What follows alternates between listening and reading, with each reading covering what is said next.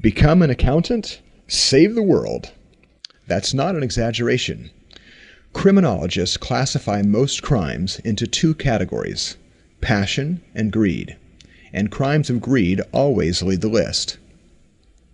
Likewise, the greatest political upheavals in the world, from the fall of the Roman Empire to the French Revolution, were rooted in monetary manipulations.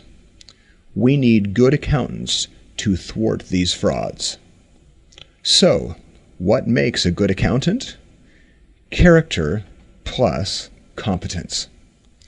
Theodore Roosevelt put it succinctly, "To educate a person in the mind, but not in morals, is to educate a menace to society." Many schools excel at competency, but how do you teach character? Socrates taught, "To know the good is to do the good." The challenge is finding the moral courage to do the right thing when it costs you your dream, your job, or your life. Consider Daniel, my favorite accountant in the Bible. You may know him as a prophet, wise man, or dream interpreter, but Daniel served chiefly as an accountant, responsible for all of the king's assets. In fact, being a good accountant is what got him thrown into the lion's den. Don't beat yourself up if you miss this. Most people do. They think Daniel was chucked to the big cats because he prayed. True enough, but that was just a technicality, a means to an end.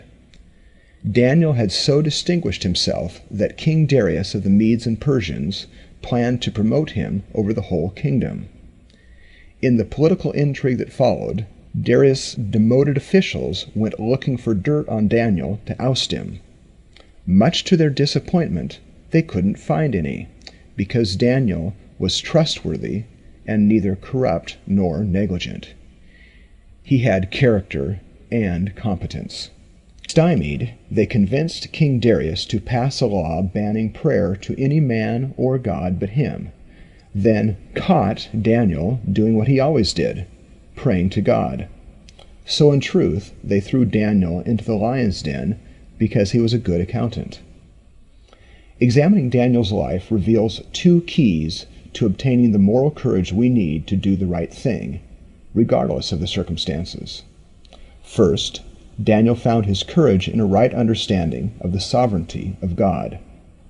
He understood that even in an unjust world, God remains just. Such knowledge allowed Daniel to do the right thing, even if it cost him his life. Second, Daniel chose like-minded friends. 3 of them famously stood up to King Nebuchadnezzar, ruler of Babylon, refusing to bow down and worship his image, even at the threat of being thrown into a blazing furnace. When the enraged king offered them a second chance to do the wrong thing, they responded, "Our God is able to save us. But even if he doesn't, we will not serve your gods or worship the image of gold you have set up."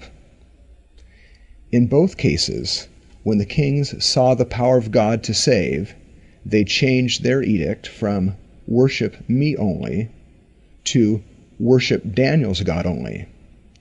That's how God used one good accountant to save the world twice.